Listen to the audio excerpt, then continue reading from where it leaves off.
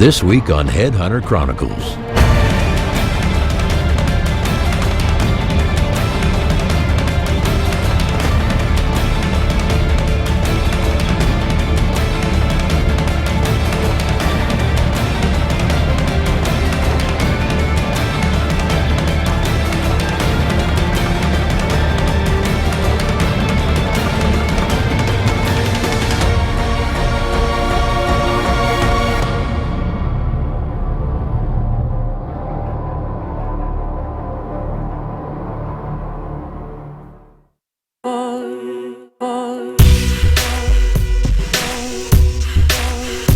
This week on Headhunter Chronicles, Jason makes his second trip to Iran in search of the Lariston mouflon.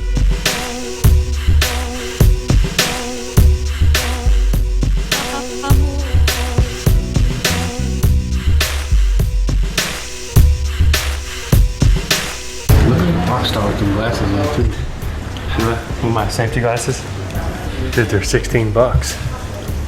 Everybody should have a pair. You lose them, you scratch them, you just go buy a new pair. They're right at Airgas Welding Supply. We've taken our last flight and we're here at Banderbos where we're gonna hunt the Lariston mouflon. We're gonna get a hotel, wait till the game department opens, and then go get our permits so we can go hunting.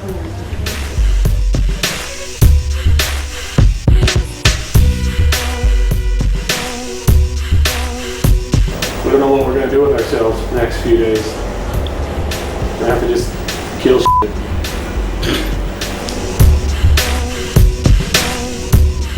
The first stop on Jason's list was to stop off and get all of his paperwork and permits taken care of.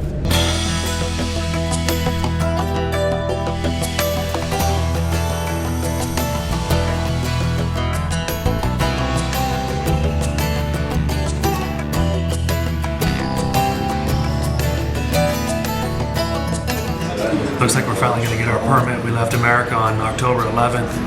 It is October 15th right now. We're here in southern Iran, all the way on the Persian Gulf.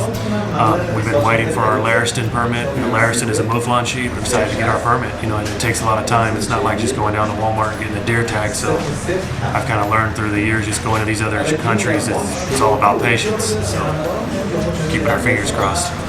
Wait all the days we can get. After wrapping up his paperwork, they took Jason to show him the animal he would actually be hunting.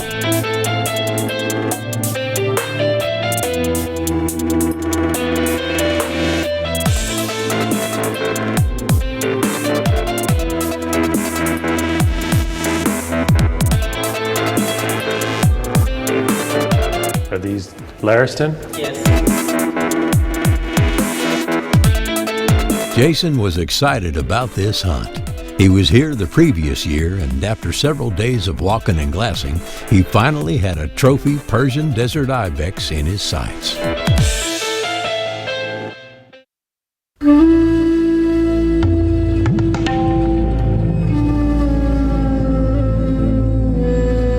We just spotted a Persian desert Ibex, and it's a pretty nice Ibex. Happens to be the first one we spotted, and it just happens to be a pretty big one.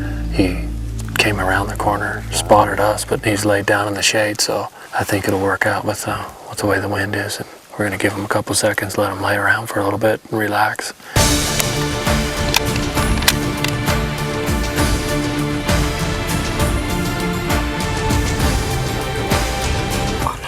$195. 195, okay.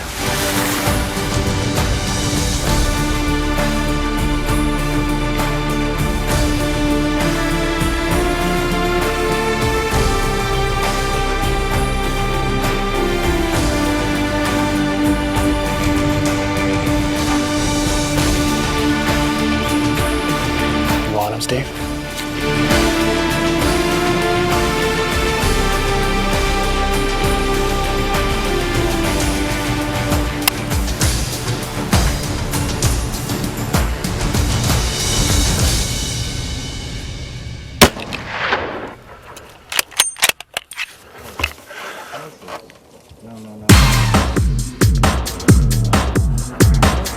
Yes, yes.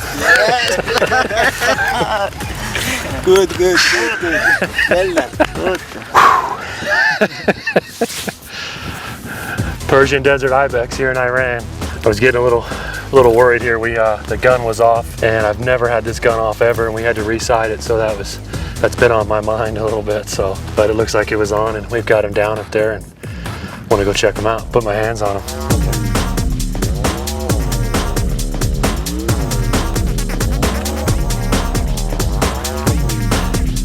They're bigger than they look. Smashed up horns, big old beard on them. Only in Iran, Persian desert ibex. It's been a long wait, huh? I mean, we've been trying to get together, what, 2 years now?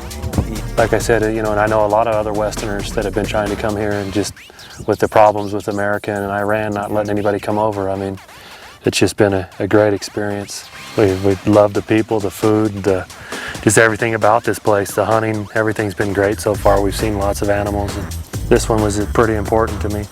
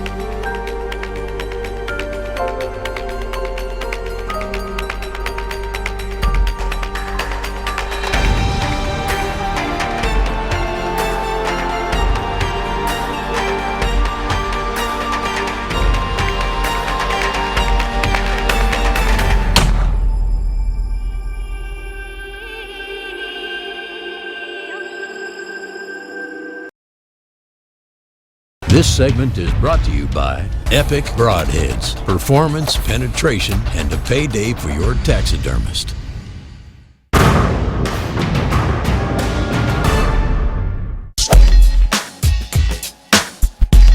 After reminiscing about last year's ibex hunt, Jason was finally on his way to camp, hoping he'd have the same success on tracking down a trophy Lariston mouflon. Iman was late today. He told us to be ready at 8:30, so we got down there at 7:30 to be on time, to make sure we were on time. It was 10 stories down, and it is now 1:30. Iman has finally showed up. Not too bad. Not too bad, Iman. Not too bad. If you can't get here on time, get here when you can.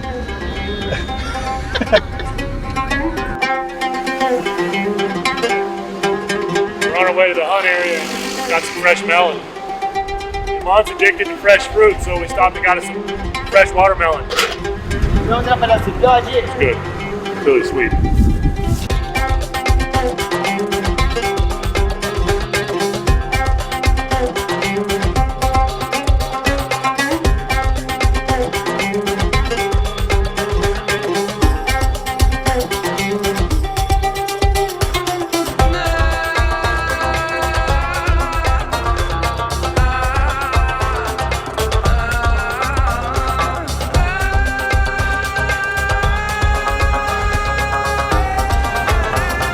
Gave us the okay. He gave us the green light on that. Sorry, you got dizzy on your camera. Quit touching stuff. It's filming fine.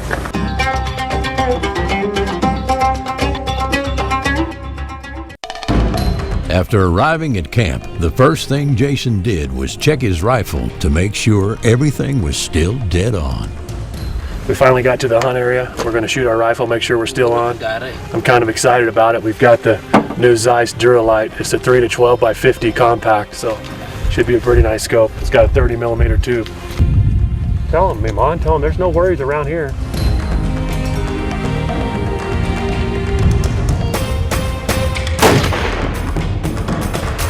Perfect, huh? I got a 2.7 high for flat at 300.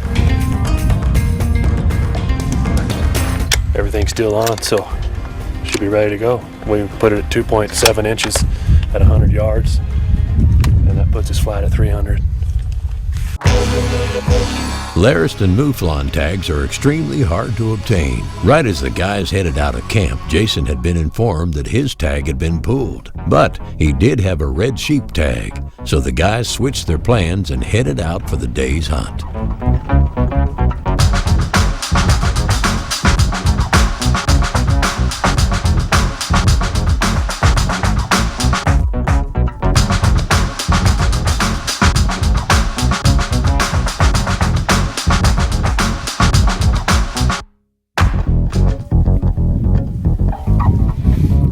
First group of sheep, some lambs and ewes, and there's a few rams in there, 4 or 5 rams. They're really far away, maybe about 3,000 yards. We're going to keep looking. We know these guys are there and see what we can find.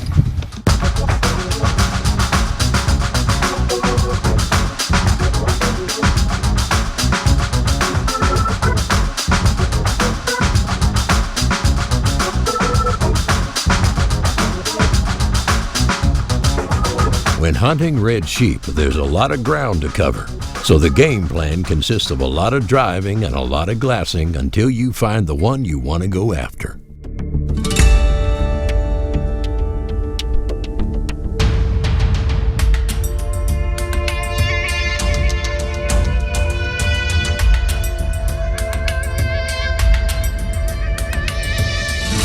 Over the old track, huh?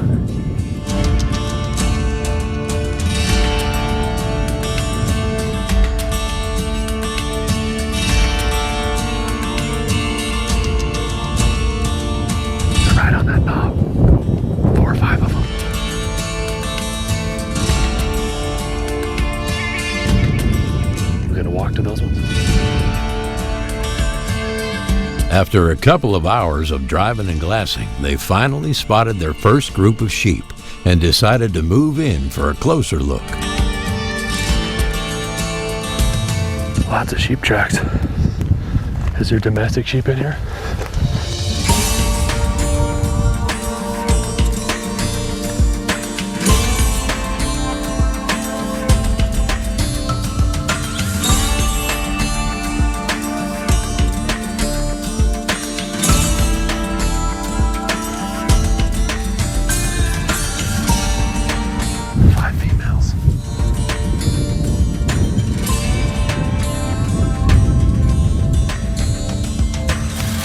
Females. So we're about 2 months before the rut, so the rams should be all together, which is, I kind of like it better that way. The females and rams are separate usually.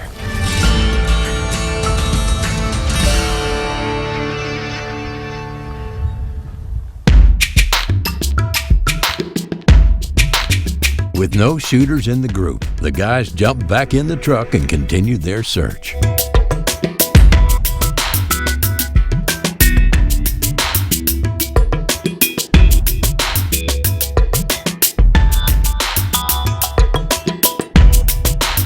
After a little more glassing, it wasn't long before they spotted their next group of sheep.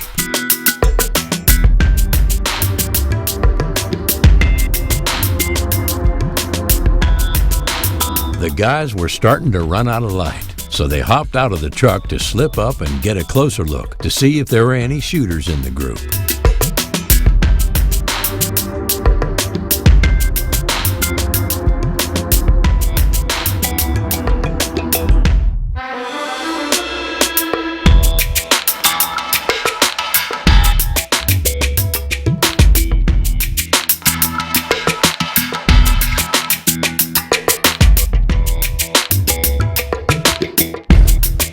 End of the day, still seeing sheep. Small group of lambs and ewes. It's about to get dark. It gets dark about 5 o'clock or so, so it's gonna get dark anytime.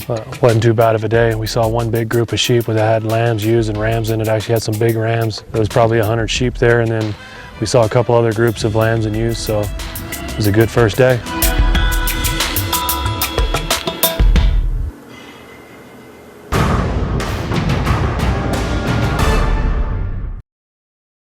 Horsey Oak started in West Point, Mississippi just 25 years ago. This is home. It's like Mayberry. Everybody knows everybody. Oh, it's Mayberry, all right. Nobody gets in a hurry around here unless it's hunting season. I've been cutting them boys' hair for 25 years, and I'm still cutting. We got to charge old cuz double because his head's so big. Those guys at Mossy Oak, they know how to tear up a truck. It always gets worse during hunting season. Man, the turkeys are gobbling. You got any shit? The more things change, the more they stay the same. Got you covered, Barney. Let's go. How does Elite Archery build the most accurate bows in the industry? It all starts with innovative design and comes together by using the best materials available. Add the revolutionary 2-track cam system and you've got the smoothest draw, highest let-off, and a rock-solid back wall, all backed by the industry's only lifetime fully transferable warranty. That's how Elite Archery delivers the most accurate bows in the business. See what the excitement's all about today at your local Elite dealer.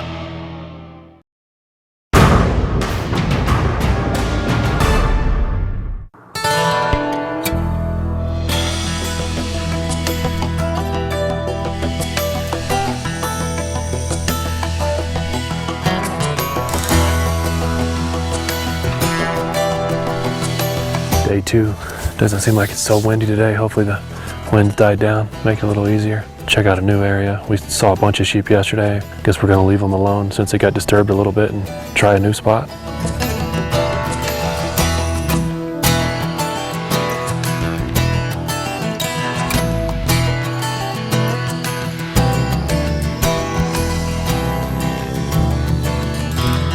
After a couple hours of glassing, they spotted their next group of sheep.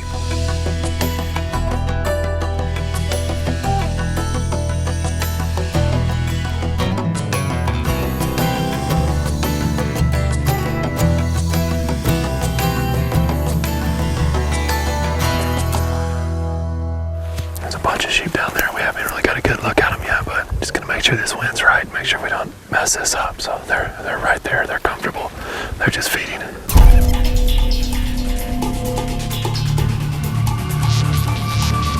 Still about 513 yards, about 50 sheep.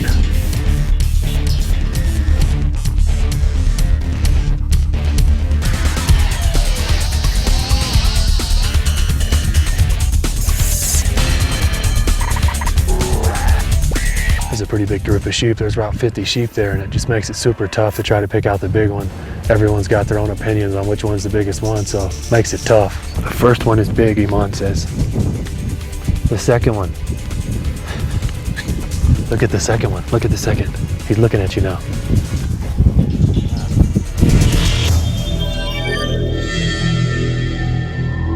This was a big group of sheep, and there was definitely a couple of shooters, so they decided to try and slip up and see if they could get a shot. Trying to get close to those sheep. The ones we saw earlier, they bedded down up on some rocks, so looked like a pretty good place to put a sneak on them.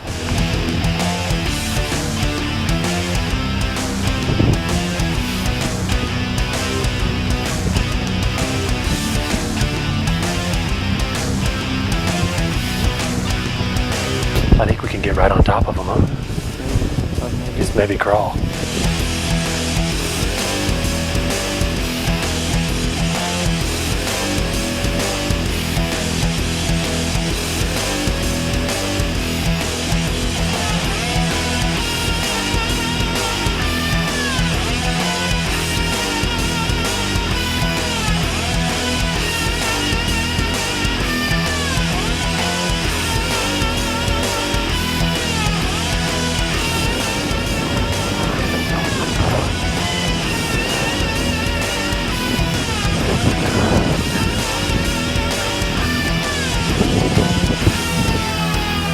The guys were debating back and forth on which one was the biggest, so they decided to try and move in even closer to make sure they could locate the lead ram.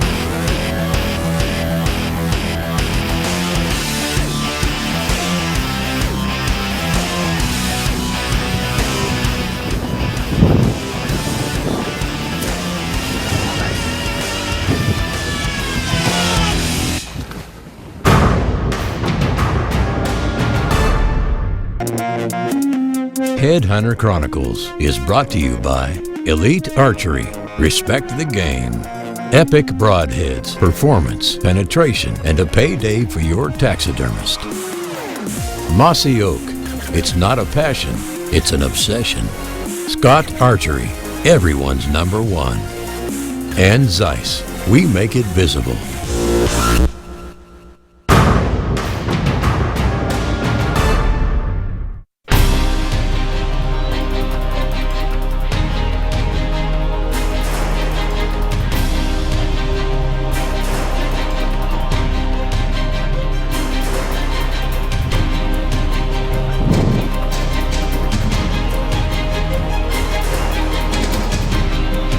As soon as Jason peeked over the ridge, he was right on top of them, and they started to spook.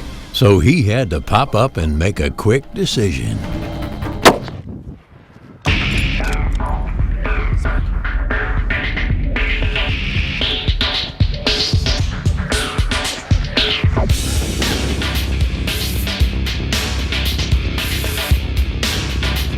Look at all those sheep.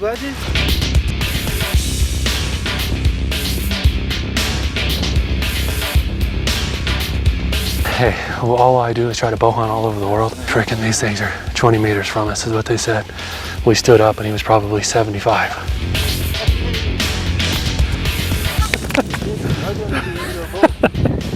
It's good practice for when the bow hunters are coming. You got bow hunters coming, so it'll be good practice.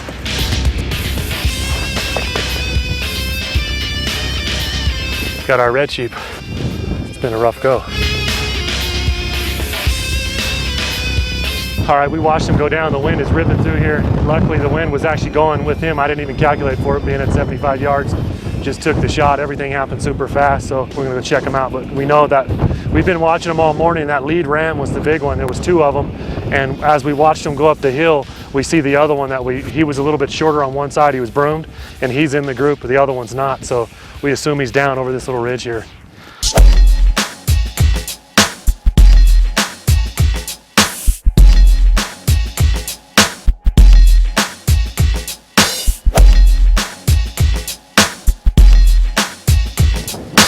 Here he is. Looking back now, it looks like we shot him at about 62 yards, and he couldn't have ran 100 yards and then probably slid another 30 or 40, so let's go to him.